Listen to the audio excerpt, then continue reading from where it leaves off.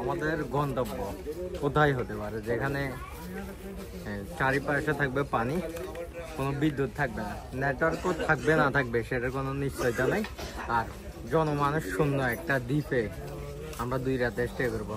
তো চলুন দেখা যাক কই যাই। যাচ্ছি কই? চিল চিল চলে যাচ্ছি নেটওয়ার্কের বাইরে।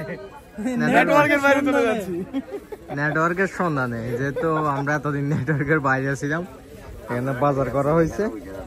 এরপর শাহিন খান বহুত ব্যস্ত, নেটওয়ার্কের সন্ধানে এখানে অকটেন নিয়ে যাচ্ছি। সামনে হচ্ছে বোট, এখানে যাব, বোট উঠবো, এরপর গন্তব্য শুরু।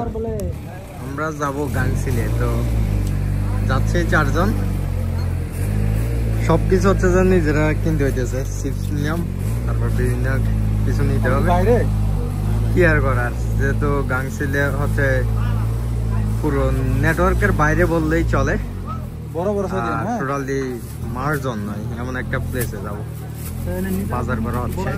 তো এখন আমরা লংগদু ঘাটে আছি, লংগদু ঘাট থেকে আমরা সরাসরি যাব গাংচিলের উদ্দেশ্যে। তো পারুজয় আমরা যাচ্ছি কোথায়?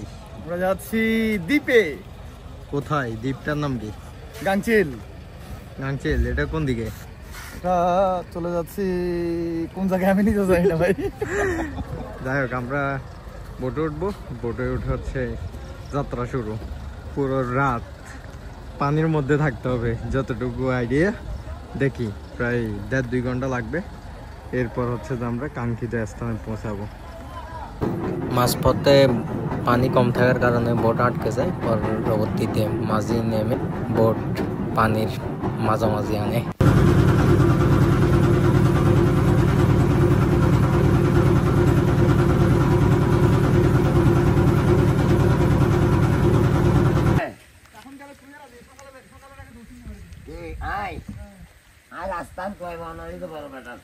তো ভাই ব্রাদার সকালে মিলে ক্যাম্প সাইটে অলরেডি চলে আসছি। কিছুক্ষণ পর রান্না বান্না শুরু হবে। এমন জায়গায় আসছি যেখানে শেফ নাই, তারপর রান্না করার মতো কেউ নাই। আমরা যারা আসছি তারাই হচ্ছে যে রান্না করতে হইতেছে, তারাই মূলত খাবারগুলো আনতে হয়েছে।